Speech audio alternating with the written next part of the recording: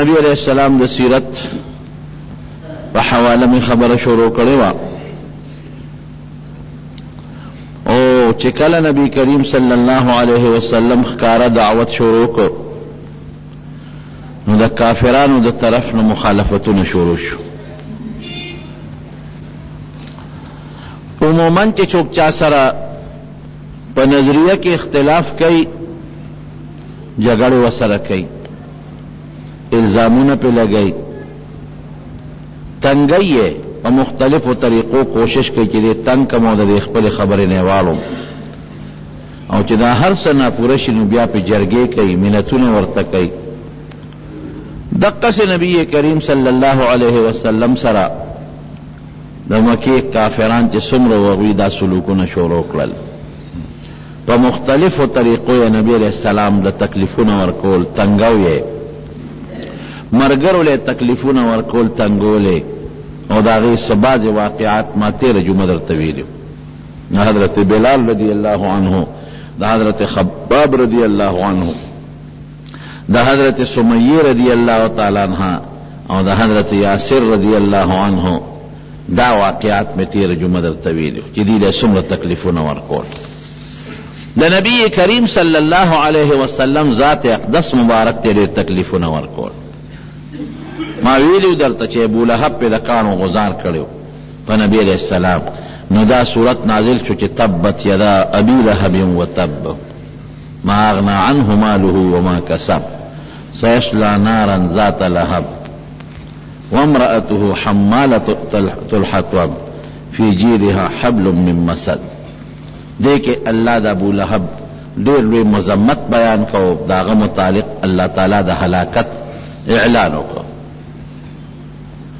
نو چې دا اعلان وشو د دې ابو لهب ښځه وه د نبی علیہ السلام سره ډېر لوی بغض به یې لرو او لویه دشمنه وه د نبی کریم صلی الله علیه وسلم، لویه دشمنه وه. هغې به دومره ظلم کو چې تله به ځنګل ته او زوزان او غنې به یې راوړې، ازغي به یې راوړل او په هغه لار کې به یې اچول چې په کومه لار به نبی کریم صلی الله علیه وسلم تیرېده. دا د هغې ظالمې ظلمونه او ظلم به یې کو د نبی علیہ السلام سره او تکلیفونه به یې ورکول او بد به یې وې، د حضور پاک به یې ډېر بد وې. نو چې دا آیاتونه صورت نازل شو نو دې له نوره غصه ورله. اوهو دا زما د خاون متعلق اوس دې پراپګنډې شروع کړې. دا خو د قرآن شریف صورت دی لیکن هغې په بله ورواړو لخه اوس زما د خاون خیرې او د هغه بدي دا به په خلکو کې مشهورۍ او د هغې دپاره شعرونه وی. دا شاعره م وه ام جمیل یې نوم ام جمیل، د کونیه وه، په دې کونیه به خلک مشهورېدل. نو هغې څه چل وکړ، هغې راله او نبی کریم صلی الله علیه وسلم ته مخامخ ودرېدله، چاچی هم ده او ډېرې بدې ردې شروع کړلې او وی به چې کنزل به کول نو د نبی علیہ السلام نوم به یې نه اخېسته، نوم یې ښایسته دی که نه، ښکلي نوم دشمن ته څوک نه لي. محمد معنا د ستایلې شوې د ښکلي صفت خاون، نو دا ښه نوم دشمن ته څوک نه لي، د دې بالمقابل به بل نوم اخېسته، مزمم به یې ورته وی. مزمم د محمد بالمقابل دی، محمد ستایل شوی په خو صفتونو چې څوک ذکر کوي هغه ته وایي او مزمم چې څوک په بدو څوک یادوي هغه ته وایي. نو دی به کنزل کول، را به غلام وبدرېده مخامخه وی مزمما عصینا، موږ د دې مزمم تابعداري نه کوو، نافرماني یې کوو. و امره ابینا، او د ده د کار نه مونږ انکار کوو، د ده کار سره مو نه لګي.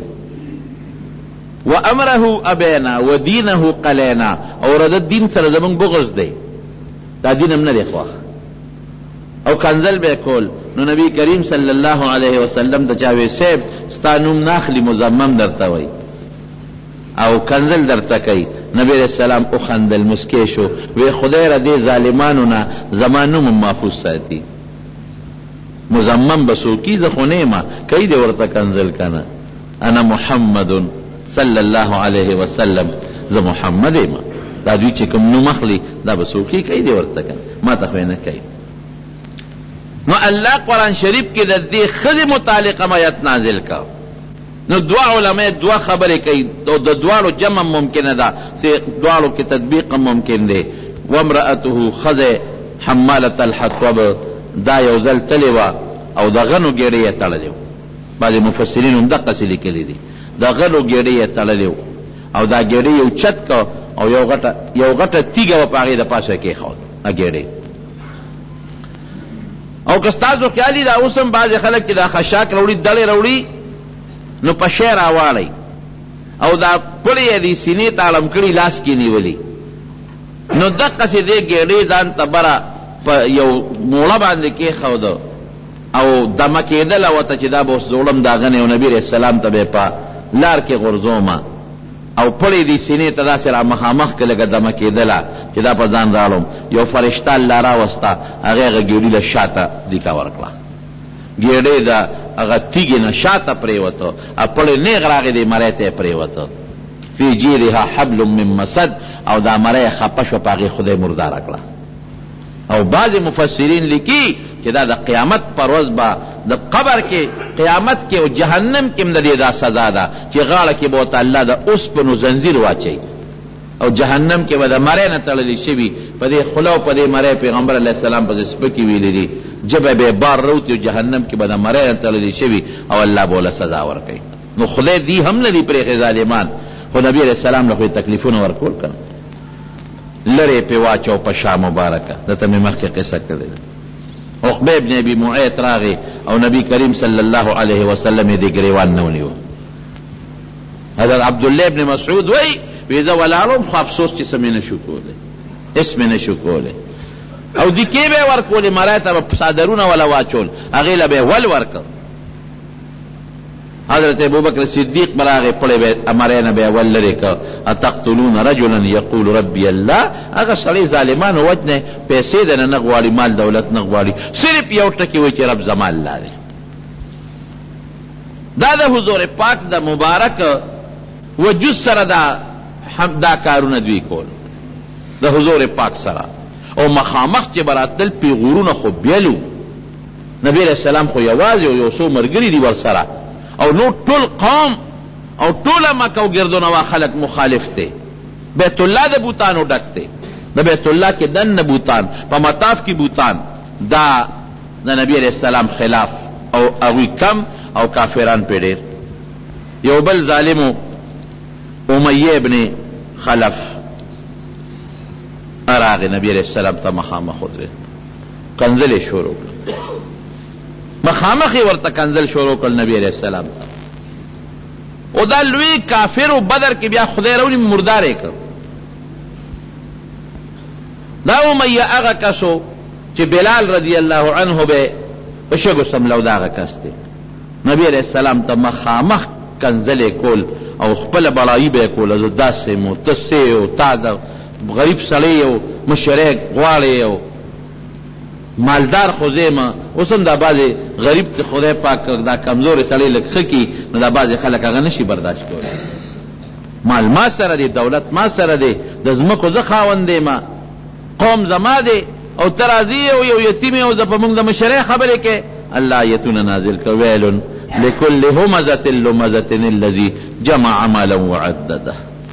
اخو کبرجن په جبه او په زړه کې انتهایی مردار کبرجن مال دې جمع کړی دی او هر وخت هغه خپل مال شمېرې او په خلکو د مال باطنې کې ای کبرجنه تا به خدای راونیسي او هلاکوي به دې الله وایي پرېږدم دې نه هلاکوم به دې. یحسب ان ماله اخلده تا دا څه خیال دی چې ما سره څه شی دی دا به ما سره همیشه څه او زما مال و دولت او بچی به همیشه څه. كلا لينبذن في الحطمة وما أدراك ما الحطمة نار الله الموقدة التي تطلع على الأفئدة إنها عليهم مؤصدة في عمد ممددة. ستا آخری انجام اور دے جہنم اور تبا دے لے گم پریدم دینا دا آیتونه به نازلېدل د سپیرو په حق کې. څومره بدبخته دي چې عرش عظیم نه الله د دې په مذمت کې او د دې په عذاب کې آیتونه رالیږي. سپیره دي پوهېږي نه. د دې یو بل دوستو عقبه ابن ابي معيط، دا د دې یو بل دوستو عقبه ابن ابي معيط، او دا سخت د نبی علیہ السلام دشمنو.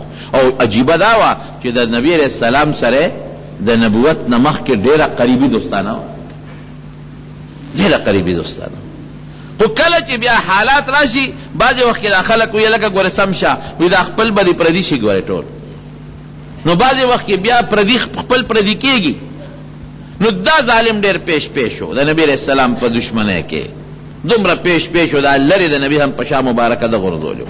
دا د مرۍ نه نیول ده کړي، دا غاړه کې ساده رچول ده کړي. خو ګورې نبی علیہ السلام به غږ نه کو چاته. وجه څه وه؟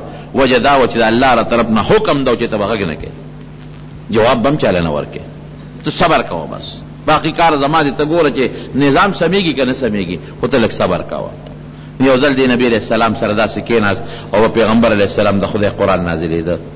نو نبی علیہ السلام ورته وی ای عقبه ته لږ نه نږدې شه، تا ته خو زه معلوم یم که نه زه څوک یم، ته ما نه پېژنې. د دې خبرې نه مخکې ما چېته دروغ ویلي دي چې زه به اوس دروغ ویم. زما کردار وګوره، ما چېته چاته ظلم کړی دی، ما چېته د وعدې خلاف ورزي کړې ده. نو ده یو څو خبرې د نبی علیہ السلام واورېدې. نو چې دې پاسې د دې یو بل کافر سره دوستانه و، ابی ابن خلف، هغه ته پته لګېدلې وه چې نن خو عقبه ابن ابي معيط تللی دی او د نبی علیہ السلام سره مجلس کړی دی، او دوی به یریدل چې ورسره مه کښېنې، جادوګر دی ګورې سر د باندې کوي عیاذا بالله. چې ته خبر شو هغه ابی ابن خلف دی ورغې ورسره کېناستو، هغه ته ځه لکه نن نه پس ماله نه راځي. ولې؟ وی ته ترې محمد سره دې ناسته کړې ده صلی الله علیه وسلم. نوم چې علم لږ درود شریف ورسره وایه. تا هغه سره ناسته کړې ده، داسې معلومیږي لکه چې ته د هغه ملګري.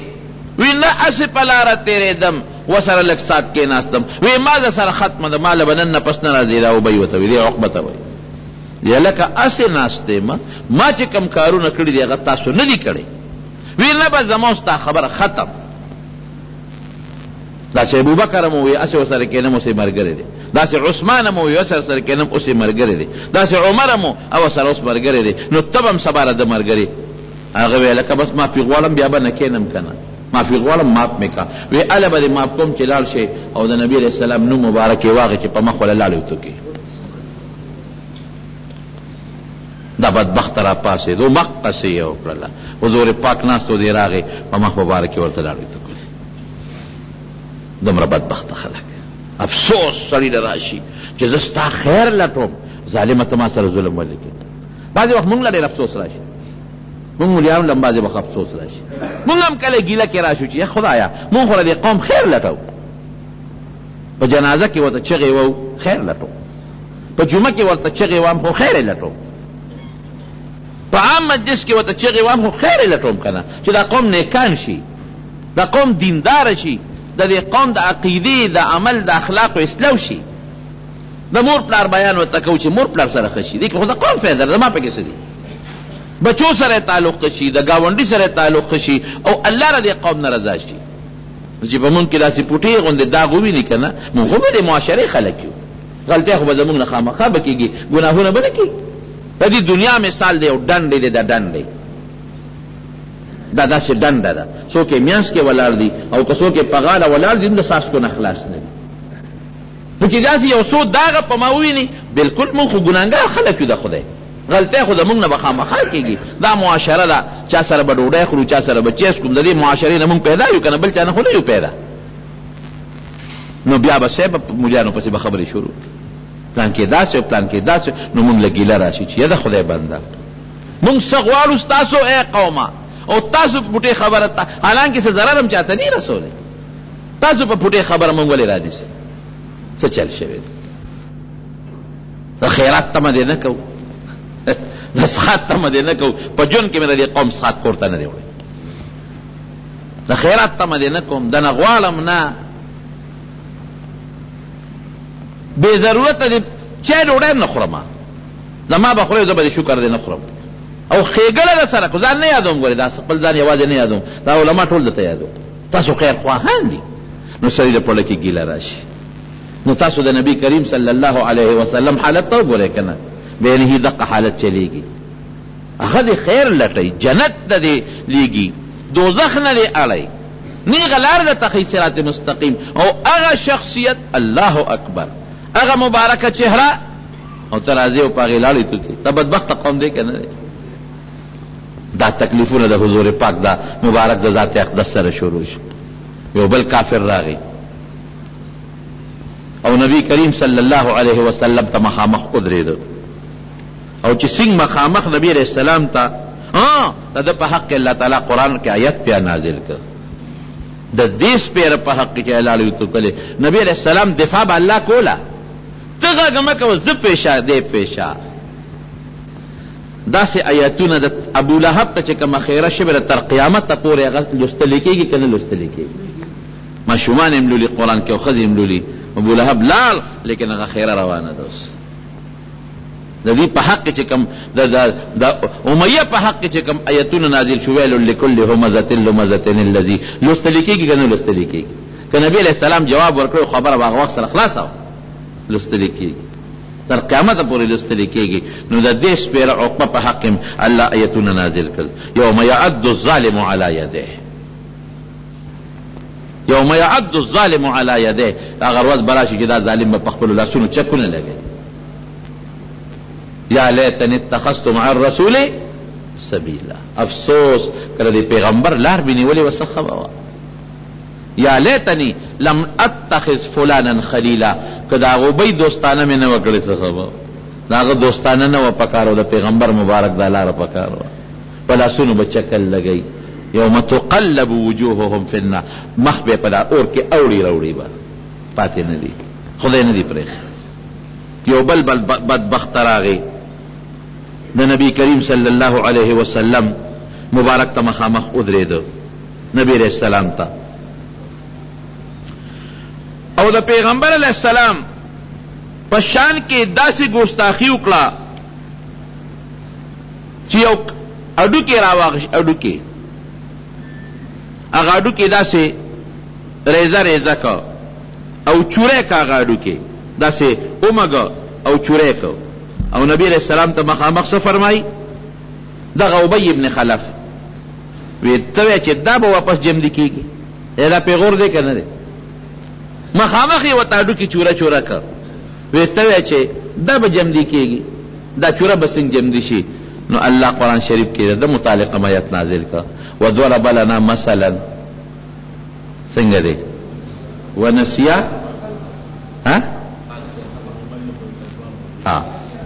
ونسي خلقه وضرب لنا مثلا ونسي خلقه ما ته مثال کې پیش کوي اډو کې ونسي خلقه ځان یې دی چې زه څه شوم قل من يحيي العظام وهي رميم دا چوره به څنګه خدای جمدي کې قل اوایه ته ای پیغمبره يحييها الذي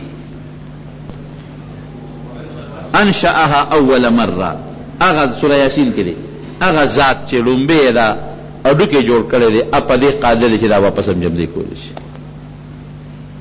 داسې به راتلل نو دا د حضور پاک سره بیا د بیا شروع وي چې په دې کارو نه شو صحابه وټکولی شو ووهلی شو یو بوډۍ بیبي و حضرت زنیره رضی الله تعالی عنها بوډۍ ده داسې ملیټېټه او د ابو جهل ویده ده د دشمن هیڅوک یې نشته بې څوکه ده غریبه بې کسه بې څوکه ده خدمتګاره ده او بوډۍ ده او الله ایمان ور نصیب کړ ایمان خو ښکلو پورې نه دی چې ښکلی سړی به دا به مسلماني تور بنګي چوړې چې ایمان پکې دننه پروت دی د دې زرو کرولونو اربونو سپینو امریکانیانو او روسیانو چینیانو نه د خدای په نس بهتر دی چې ایمان پکې نه ایمان خو جدا نعمت ته خدای ورکړی دی نو ابوډۍ و نو چې هغې به د ایمان دا اعلان وکړه نو ابو جهل به څپېړه ورکړه ښه تم راته صابیه شوې مسلمان ته به صابي وې بې دینه به ولې تم بی دینه شوې. نو سپېړه به یې ورکړه نو غریبه به راغورځېده. نو ماشومانو له به یې ورکړه وی جامې ته وباسئ دې لاره کې ګرځئ. بوډۍ ښځه غریبه د زنانه لپاره خدا لوی مرګ دی. الله یې داسې بې حیایه نه مسلمان سره نو دې غریبه څه نه شي ویل. بوډۍ ده پردي کور کې ده هېڅ څوک نشته بې کسه ده. نو ماشومانو له به چوکۍ ورکړې شا به په دې لاره کې ځغلوی وهی چې سپېړه به یې ورکړه نو زخمي به یې کړه زخمي. نو غریب سره سبنو نو دارو خو ځان نه شي کولی نه ډاکټر لا نه حکیم له تللی شي. نو د خپل لوپټۍ نه کمیس نه به یې ټوپله وشلوله نو هغه به یې د ځان نه ته وکړه. یو ځل یې ولې یو مضبوطه دیکه ورکړه او په ځمکې یې راوغورځولو چتوله را خلاصولی نو لاس یې وله مات کړه. نو چې لاس دې مات شي نو درد یې څونه اوس خو به لاړ شي ډاکټر بله حکیم له د به ته پټی ته وکړي. هغه زمانه کې مې علاجونه خو دا خواره چا بوتلی شوه نو زر به یې خپله لوپټه راواغېسته نو هغې نه به یې ځان ته وکړه. نو یو ځل یو لرګی راواغېسته په دا سر یې وواله. نو چې سر یې وواله نو دا رګونه دننه وشلېدل نو د سترګو نظر یې لاړ ختم شو ړنده شوه. نو چې ړنده شوه نو پیغور یې وله ورکړه وی ځکه نه ته وایې چې زما خدای دی او یو دی خدای دی او یو دی او زمونږ بوتان نه منې زمونږ خدایان نه منې زه اوس خپل خدای ته دې وایه چې دې جوړه کړي که نه زما خو ړنده کړې اوس دی خدای ته وایه چې دې جوړه کړي. وروڼو دا څونه خطرناک پیغور دی. یوازې وال یو طرف ته کو دا پیغور بل طرف ته کا نو دا غریب په تپتپي ورو لاس تپی او کوټې ته لاړ همداغه کور کې. نو پروردګار ته یې لاس اوچت کړ. ورونو که یو سړی ډوډۍ نه خوري نو ګزاره ورسره کېږي مړه به شي که نه اوبه نه څکي نو زه خو مړه به شي را تندې نه که نه. لیکن چې یو انسان سترګې نه او زنانه وي او بې کسبې څوکۍ نه دا خواره به څه کوي دا به دسماتي سره څه کوي. چې کوټې ته ننوته نو پروردګار ته لاس اوچت کړ. ګران کار دی ګوره. نبی کریم صلی الله علیه وسلم فرمایي من اخذت کریمته وی چې چا نه ما دا دوه سترګې واغېستې او ده پې صبر وکړ نو دله به زه د هغې په بدل کې جنت ورکړم. دی د غوږونو نه دي ویلي چې غوږ د چا نه والم. دی د لاسو نه دي ویلي چې لاس ته چا شل کړم. دی د خپو نه دي ویلي چې خپې د چا شلې کړم. دی د غاښونو نه دي ویلي چې چا نه غاښونه وباسم.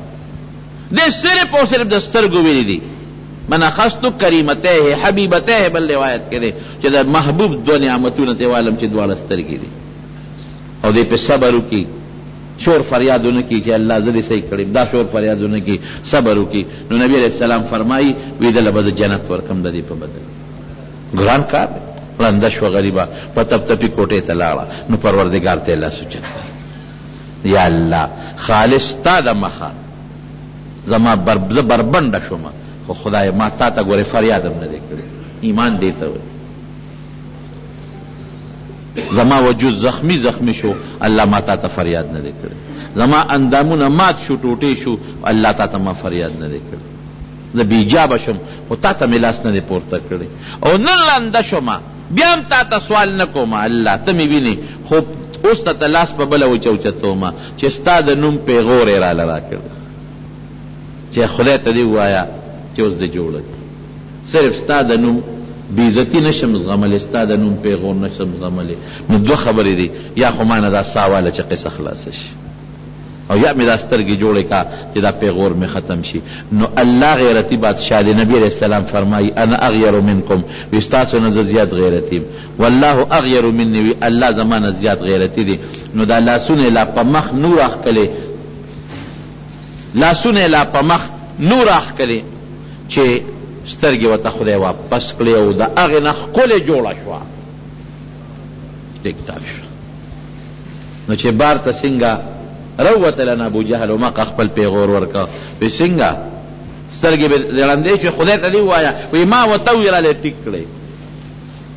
وی څنګه ټیک دی دا څو ګوتې دي وی دا دوه وی دا څو دي دا درې وی ته شیطان ابوجهل یې. ایمان خو هم په صحابه کرامو کې ښه مضبوط ایمان وکړه. د مارونو دا صحابو سره تکلیف او د حضور پاک د ذات مبارک سره او کنځلې وي.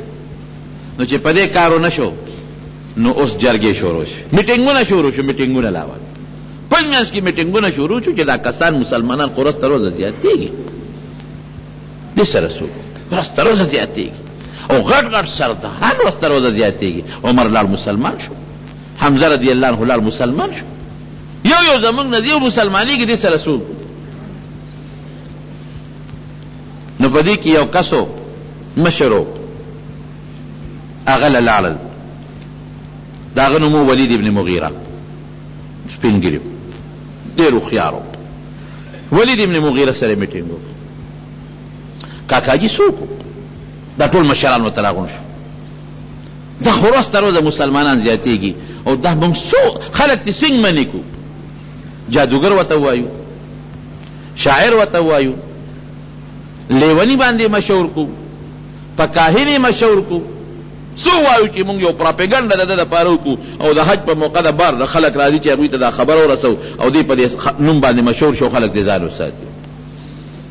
ولید ابن مغیرې ورته څه وایي؟ وایي داسې کار دی چې زه په دنیا په ګوټ ګوټ ګرځېدلی، ما کهانت اورېدلی دی، کاهنان پیژنم، قسم دی که دا کاهن کاسې نه دی، دا نجومي چې ورته دا خلک کاهن نه دی. او زه ګرځېدلی ما د دنیا په ګوټ ګوټ هر قسمه خلک مې لیدي دي. که تاسو وایئ چې دی لیونی دی نو ځان مه خرابوئ، دی چې څومره هوښیار دی او په دماغو جوړ دی نو داسې بل څوک نشته. دی ډېر پوه انسان دی، ډېر هوښیار دی. لیونیان داسې نه، که تاسو ورته لیونی وایئ سبا ورسره څوک خبرې وکړي پټس به راته وایي چې هغه کې کوم هوښیارتوب دی، تاسو ګډې وډې وایئ. او که تاسو وایئ چې دی ساحر او جادوګر دی نو دام غلطه ده. زه سحر پیژنم، ما سحر د نږدې نه کتلی دی، جادوګر نه دی.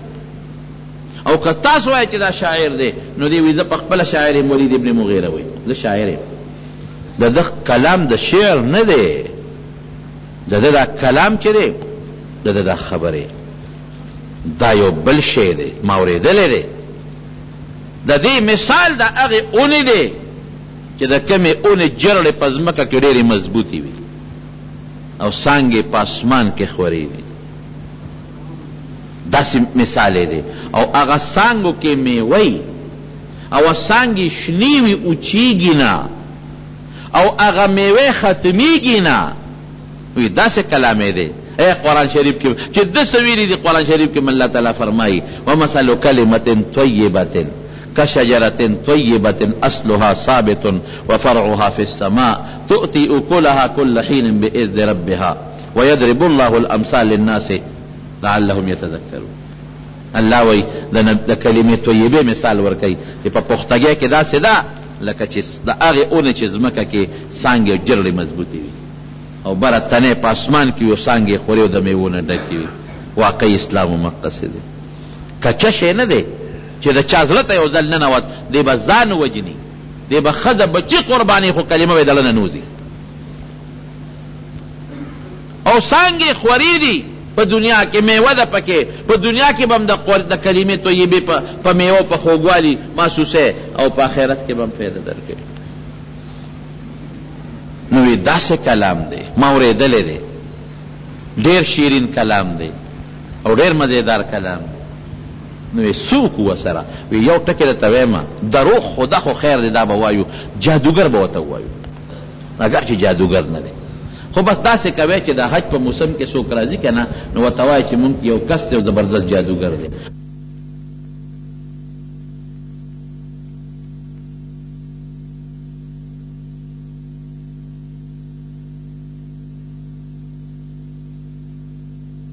منځ کې مداخلت نه کوو چې هغه به خپلې خبرې خلاصې کړې نو بیا به نبي علیه السلام جواب ورکړ.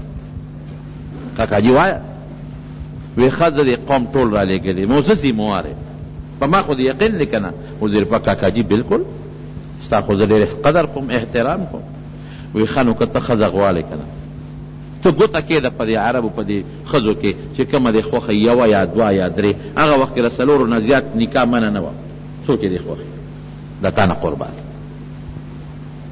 ته ډېر هوښیار یې او ډېر ښشتی ښکلی یې او د قوم سره دې لوی قوم سره تعلق دی، نو چې څوک تا له لور درکوي شرم به ونه کړي دا به خپل عزت وګڼي. که مال دې پکاري ما ته پټ ووایي، یو غوږ به م ترې نه خبرېږي، د شپې به پټ راوړم تا له به کور کې درته څومره مال چې دې پکاري ته وغواړه زه دله راغونډوم. که د دې کلي قوم مشري دې پکاري ته کشر یې خو ما ته مشر یې، زه د ټول قوم مشر یم، زه دې مشر منم. او که د دې علاقې بادشاهي دې پکاري نو زه دله منډه وام د دې ټول علاقې دې بادشاه کوم. خو دا لانجې پرېږده بس، ته پوه شه خیر دې که ته یې کوې، خو زمونږ دا خدایان مه چېړه. نبی کریم صلی الله علیه وسلم ورته وفرمل وی کاکا جی وی تاسو خپلې خبرې خلاصې کړې؟ وی او زما خبرې خلاصې شوې. وی زما خبره به اوس پوره واورې؟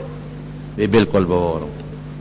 وی ښه زما خبره دا ده چې زه د الله ذوالجلال پیغمبر یم، الله را لېږلی، ما یو کتاب را کړی، یو کلام یې را کړی چې په هغه کتاب تاسو عمل وکړو نو ستاسو د دنیا هم پکې کامیابي ده او د آخرت هم پکې کامیابي ده. او ما ته الله دا ویلي دي ګوره زه د بادشاهي غواړم، نه ښځې غواړم، نه مال غواړم، نه مشري، مشري هر څه دې ستاسو وي، دا یې سم نه غواړم. دا ویمه چې الله یو ومنه. دې کې ستاسو څه تاوان دی؟ دا د کاڼو نمشیزونه جوړ کړي دي او هغې ته سجدې کوي.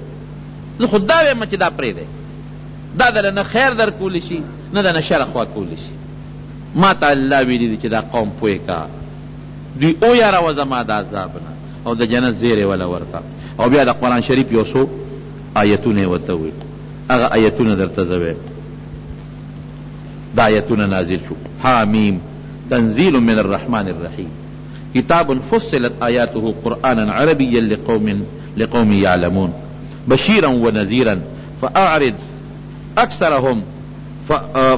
أكثرهم فهم لا يسمعون وقالوا قلوبنا في أكنة مما تدعونا إليه وفي آذاننا وقر ومن بيننا وبينك حجاب فاعمل إننا عاملون.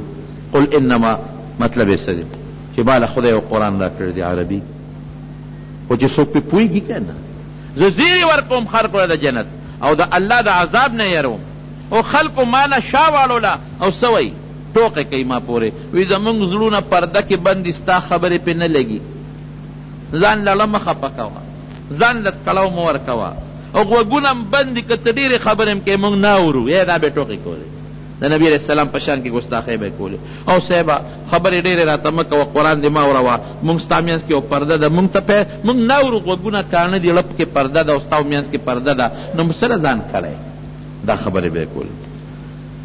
قل انما انا بشر مثلکم، دا ورته ووایه چې زه خو یو بنده یم، څه د بار نه فرشته خو نه یم راغلی چې تاسو ما نه پېژنئ. مثلکم په ذات کې هم ستاسو په شان انسان یم، په صفاتو کې خو اعلی مقام لري. څنګه تاسو مور پلار نه پیدا زم نه مور پلار نه پیدا، تاسو څنګه خوراک کوئ زم خوراک کوم، څه نوي خو نه یم چې تاسو په ما کې شکونه کوئ. یوحى الی انما الهکم اله واحد فاستقیموا الیه واستغفروه. ما ته وحی کېږي د دې خبرې چې الله یو دی، شریک ولا نشته. الله ته دې دین باندې برابر شي، د الله نه بخښنه غواړي د سابقه ګناهونو. وویل للمشرکین الذين لا يؤتون الزكاة وهم بالآخرة هم كافرون إن الذين آمنوا وعملوا الصالحات لهم أجر غير ممنون. دا کافرو د پاره عذاب دی او مسلمان چې نیک عمل وکړي د هغه دپاره لوی ثواب دی. قل أئنكم لتكفرون بالذي خلق الأرض في يومين وتجعلون له أندادا ذلك رب العالمين. تاسو په هغه خدای کفر کوئ چې دا ځمکه پیدا کړې، داسې ځمکه بل څوک پیدا کولی شي؟ دوه ورځې کې مې ځمکه پیدا کړې ده الله. او دغه ذات رب العالمین دی. وجعل فيها رواسي من فوقها وبارك فيها وقدر فيها أقواتها في 4 أيام سواء للسائلين ثم استوى إلى السماء دخان فقال ها وللأرض ائتيا طوعا أو كرها قالت آتينا طائعين فقضاهن 7 سماوات في يومين وأوحى في كل سماء أمرها وزينا السماء الدنيا بمصابيح وحفظا ذلك تقدير العزيز العليم. فإن أعرضوا فقل أنذرتكم صاعقة مثل صاعقة عاد وثمود. الله وی ما ځمکه پیدا کړه، ما اسمان پیدا کړه، په ځمکه کې مې غرونه پیدا کړل، او بیا ستاسو د خوراک خوردونو د جامې ټول بندوبست مې په دا ځمکه کې کړی دی، د لوګي نه مې اسمانونه جوړ کړي دي، دومره لوی طاقت مې دی. تاسو ولې زما طاقت نه منئ؟ او بوتان غوندې بې طاقته کمزوري څه ما سره شریکان کوئ؟ ورته بیا ووایه فإن أعرضوا که دوی ستا خبره ونه منله نو فقل انذرتکم صاعقة مثل صاعقة عاد وثمود. د هغې عذابونو نه م یروم چې کوم په سمودیانو په عادیانو راغلي. نو چې دې پورې وې نو دا عتبه را پاسېده او د نبي علیه السلام داسې ناستو لاسونه یې شاته کړي په ځمکې ډډې والې وه او ډېر په غور یې د پیغمبر علیه السلام دا خبرې واورېدې خو چې دی وایي چې فقل انذرتکم صاعقة مثل صاعقة عاد و ثمود د ثمودیانو د عادیانو د عذاب نه م یرومه نو دې زر را پاسېد د پیغمبر علیه السلام په خوله مبارکه یې لاس کېښود ویل واره نور مخکې مه ځه بس خدای دپاره په موږ رحم وکړه خدای دپاره په موږ رحم وکړه خدای دپاره په موږ رحم وکړه مخکې مه ځه چا ورته وی دا در باندې څه چلو شو وایي مې چې د عادیانو سمودیانو عذاب بس راغی راورسېده نو ځکه ما وله په خوله باندې لاس کېښود نو چې دې دا خبرې وکړه نو روان شو ایسې ونه وي نو ابوجهل او دا ټول کافران ناستو نو دې وله ورغی هغوی له نو چې ابوجهل ورته وکتل وی کاکاجي بدل را روان دی کاکاجي رنگ بل څه وی بدل را روان دی نو چې څنګه کېناسته کاکاجي خیر دی وی داسې کار دی د دې سړي دا خبرې ما واورېدې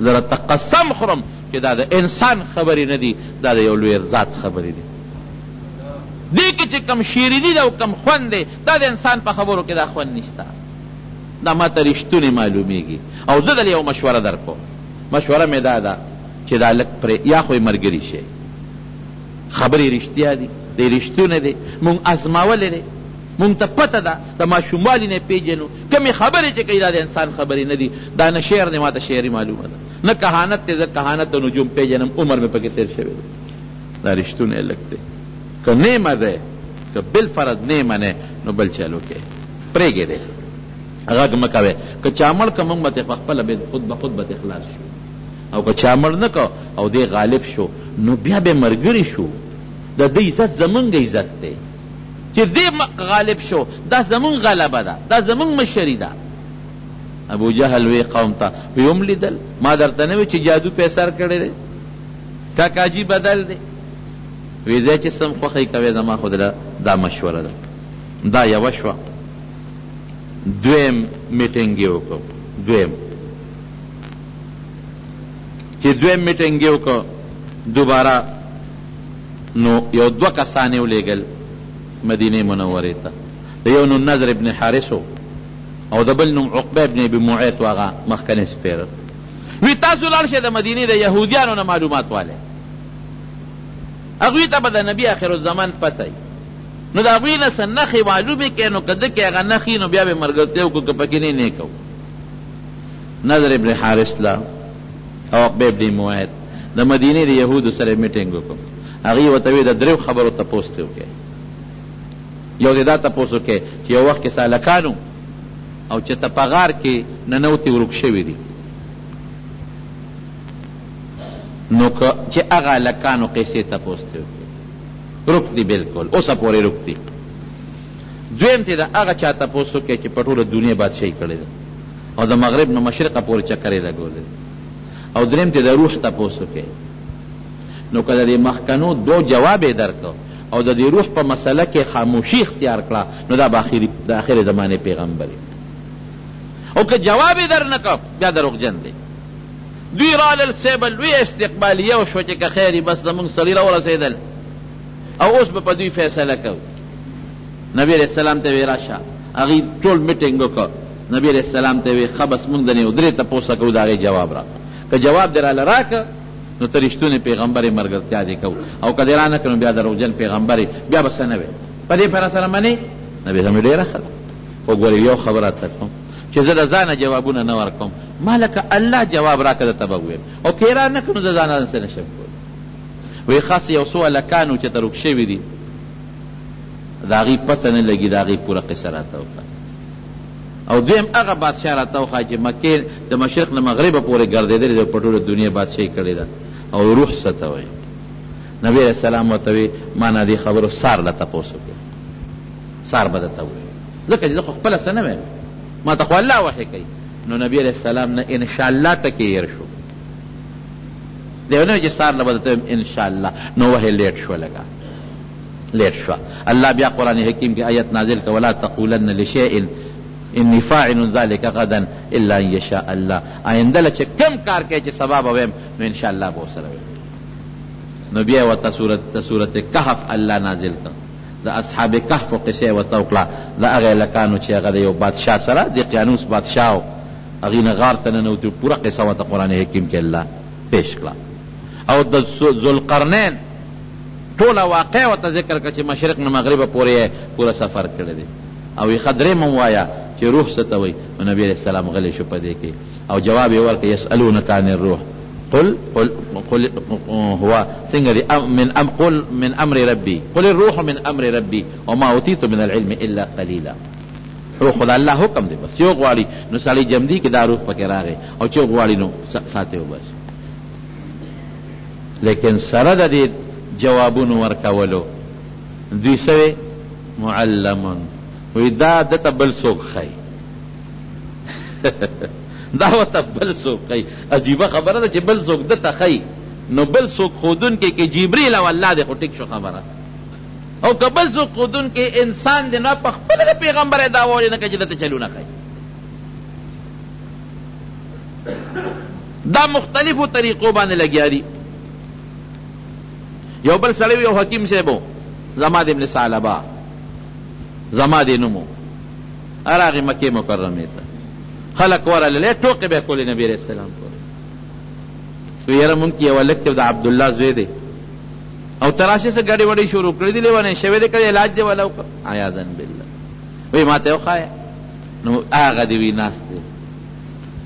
نو دی راغی نبي علیه السلام ته کېناست. واره زه به د علاج وکړم ټیک به شي، ستا غوندې د ډېرو خلکو مې علاج کړی او ټیک شوي او په وطنونو ګرځېدلی ما. نبي علیه السلام مسکې شو چې دی را پورې بله نخره راولې بله ډرامه یې جوړه کړه. وی داسې کار دی حکیم صاحب هوښیار ډاکټر حکیم هغه چې د چا مرض معلوم کړي. دل اول زما بیماری معلومه که وروسته به زما علاج کوي. او بالکل واره وایه څه بیماری دی دا. نبی علیه السلام ورته دا خطبه شروع کړه. دا مستونه خطبه خلک نه وایي الحمدلله نحمده ونستعینه ونستغفره. نو چې اما بعد لو رسېده لا آیت د قرآن شریف یې نه دی ویلی. نو ورته وایي حکیم صاحب وی وروره ته دا یو ځل بیا ووایه. نو بیا یې ووایي چې اما بعد لو رسېد وی مخکې مه ځه وی ته یو ځل بیا ووایه. نو یو ځل یې پرې بیا ووایي. وی ستا مقصد څه دی په دې مې پوهېږه. وی زما دوه مقصده دي، یو دا چې الله یو د شریک نه لري، بل زه د الله رسول یم چې الله څه وایي دې قوم ته به وایم. دغه خبرې دي. وی ستا سره به سړی په دا خبرې چې مني د دې څه طریقه ده. وی یو دوه ټکي به را سره ووایي. وی څه دي؟ وی اشهد ان لا اله الا الله واشهد ان محمدا عبده ورسوله. حکیم صاحب لاس ورکه او خدای مسلمان. هغه ته د نبي علیه السلام علاج کوي خو خپله ناجوړه او په خپله علاج وشو. قوم ورته وایي حکیم صاحب څه چلو شو؟ وی قسم په خدای چې دا ما کم سړي را کمې خبرې واورېدې د دومره روغ هوښیار قابل پوه انسان بل نه یم. زه حکیم یم په دنیا ګرځېدلی یم او که خیر مونی نو ملګری شي. هغه بیمار نه دی جوړ دی، ما او تا ناجوړه یو، مونږ بیماران یو، علاج هم هغه سره دی. خپل علاج ته وکړي. څه واقعات پکې نورم شته اما انشاءالله آینده جمعه کې درته وایي. خو دې نه تاسو ورونو یو اندازه معلومه کړئ. هغه اندازه دا ده چې د دین دپاره رسول الله مبارک څومره قربانۍ ورکړې. داسې په اسانه نه دی خور شوی. موږ نن بالښتونو ته ډډې والې دي او چې څوک د دین خدمت کوي هغې پسې لګیا یو خبرې کوي. الدین محفوظ ساتل خو لویه خبره ده. ایرونو دا خدای د موږ د ټولو شریک دی که نه؟ دا پیغمبر مبارک د ټولو شریک دی که یوازې د ملا دی؟ او دا قرآن یوازې د ملا دی که د ټولو دی؟ او دا دین اسلام یوازې د ملا دی که د ټولو دی؟ او جنت ته به یوازې ملا دی که موږ ټول به ځو؟ نو دا ولې ملا ته پرېښی دی؟ په دې نه پوهېږم. دعوت ټول کوو او بیا چې څه خبره راشي نو موږ دنیاوي تعلیم ته متوجه یو او ملا پیشه او بچی پیشه او دین پیشه. پیغمبر خو یوازې ملا نه دی که نه، زمونږ ټولو مشر دی. نو پکار دی چې موږ ټول د نبي علیه السلام په نقش قدم روان شو چې موږ هر انسان د پیغمبر علیه السلام د راوړل شوي دین حفاظت وکړو او موږ هر انسان د نبي علیه السلام د مبارک دین خدمت وکړو. او لکه ملا چې څنګه خپل ځوی باندې کوشش کوي حافظ کوي عالم کوي چې زه او تم خپل یو یو بچی عالمان او حافظان او دین سره نور سنی نیکانو سره صالحانو سره علماو سره خپل تعلق جوړ کړو، مینه ورسره وساتو، محبت ورسره وکړو. خدای ته چې کوم خلق ستا او د خدای په منځ کې واسطه ده چې هغې سره محبت وکړي، مینه ورسره. دشمني خو نه کوو. زمونږ د جومات سره دشمني شي، بیا د مولا سره دشمني شي، د نیکانو سره دشمني شي، بیا ګیرم بدی شي، پټکیم بدی شي، مدرسم بدی شي. او اسلام او شریعت پسې بیا خنداګانې کو ټوکې کو، نو زه دقه ځای کې سړی پریشان نشي چې نبی علیہ السلام مبارک دا دین یوازې مولا دپاره نه دی راوړی، دا دین یې د ټول امت دپاره راوړی او دا دین دپاره به محنت ټول امت کوي او امت ته به رسول کوي. دا یوازې د مولا نه دی، دا د مدرسې خدمت به یوازې مولا نه کوي، دا به تم کوي. دا د طالب خدمت به یوازې مولا نه کوي، به ورته سبق کوي، باقي خدمت به ته کوي. خو دین د ټولو یو دی. دا د جومات خدمت به یوازې مولا نه کوي، دا به تم کوي. دا علم به په بچي باندې یوازې مولا نه کوي، دا به تم کوي. دا حفظ به په بچي یوازې مولا نه کوي، دا به تم کوي. ځکه خبره شریکه ده. الله دې موږ د نبی علیہ السلام مبارک په نقش قدم روان.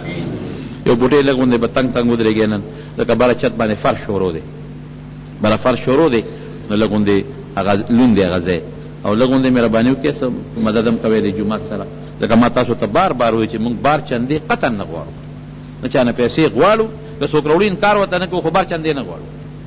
بس خدای پاک کور دی والله تعالی به پوره کوي. نو بره پرچون هم شروع دي، اوس نور کارونه هم پکې ډېر دي، قرضدار هم پکې ډېر یو. نو تاسو مهرباني وکړئ دې کې څه مدد کوئ.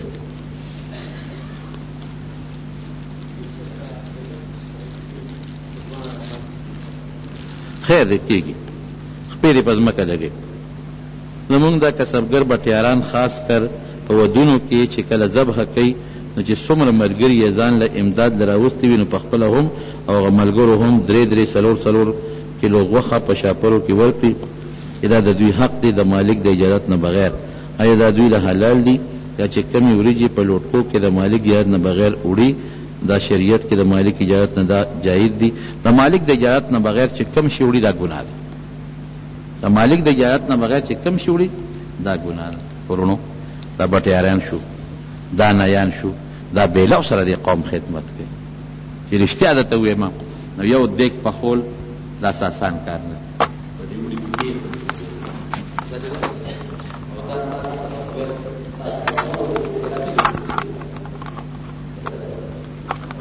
کسبګر دا ستاسو د مړو خبرونه د دنیا ګډ ګډ ته مفت رسوي او دله خدمت کوي. نو دوی ته سترګې مه خړوئ چې څونه دا خوشحاله ساتئ غریبانان دي، نو هغه به تاسو خدای خوشحاله ساتي.